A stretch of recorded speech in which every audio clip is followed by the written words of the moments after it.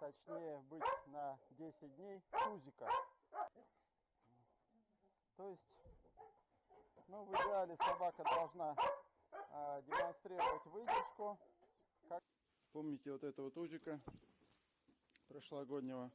Вот, сейчас хочу продемонстрировать, как изменилось поведение вот, за время отсутствия. Вот, не было его где-то месяцев 8. Вот, сейчас вот с ним пойдем гулять. Да?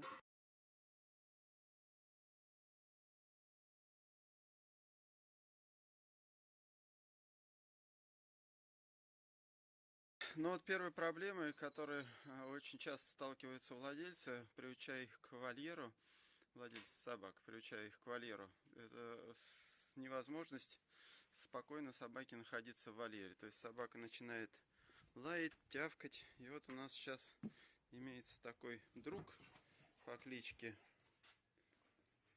Хэппи, да, Хэппи, вот, который с трудом остается один в вольере.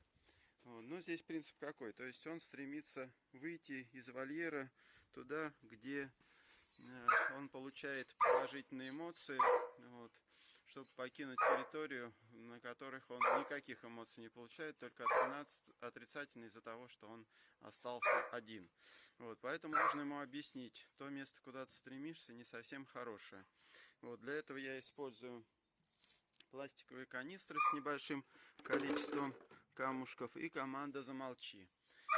Вот сейчас я буду ему это объяснять. То есть произношу команду и начинаю швырять канистры в сетку вольера для того, чтобы он понял, что то место, куда он стремится, то есть на улицу, это не совсем комфортное место. Замолчи. Замолчи.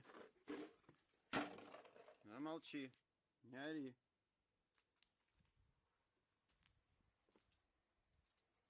Будешь орать, тебя полетят еще канистры.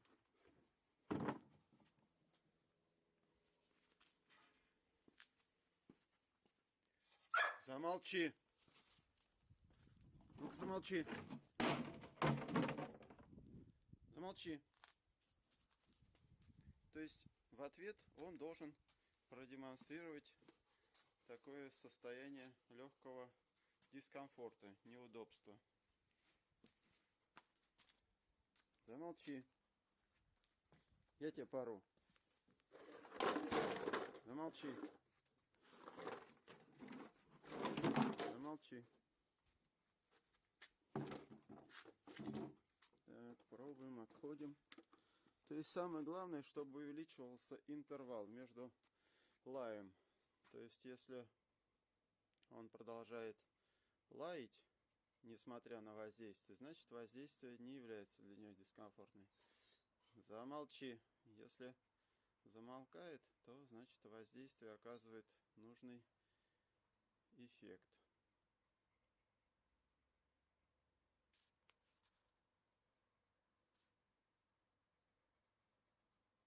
Так, ну ладно, пока тишина. Так, ну вот прошло уже 5 минут, пока тишина. То есть вот 2 бросков канистрой пока осталось достаточно, чтобы он прекратил лай. Вот. Естественно, что сейчас в любой момент он его может возобновить, тем более он знает, что я тут недалеко нахожусь. Поэтому я сейчас попробую уйти подальше, и когда он поймет, что я ушел, если он залает, я уже с расстояния буду говорить команду «Замолчи» и греметь бутылкой. Вот сейчас я ушел, он начинает опять подтявкивать. Сейчас я ему чуть-чуть поугрожаю вот такой вот маленькой бутылкой. Замолчи! Замолчи! Это что такое? Я тебе покричу. Замолчи!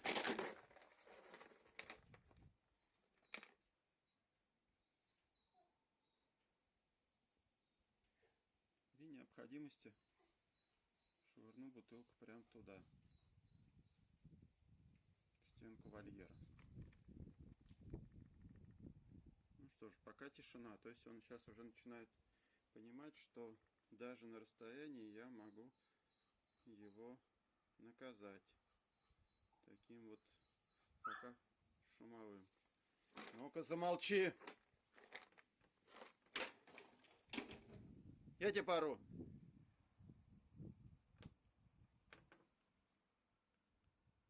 Так, ну что же, вот уже прошло где-то около 15 минут полной тишины. Вот, пойдем посмотрим, что он там делает.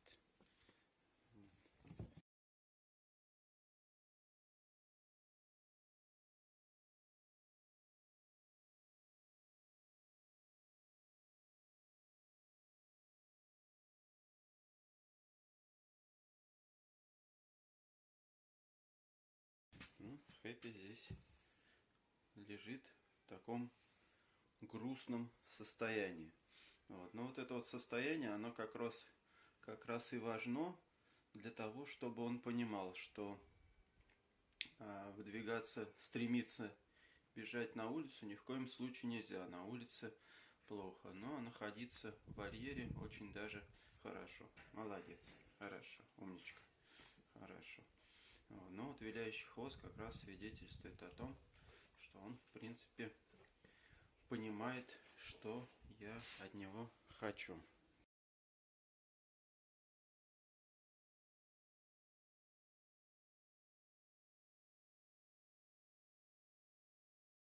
Да, Хэппи? Сейчас попробую еще разочек отойти и посмотрю, как он себя будет вести.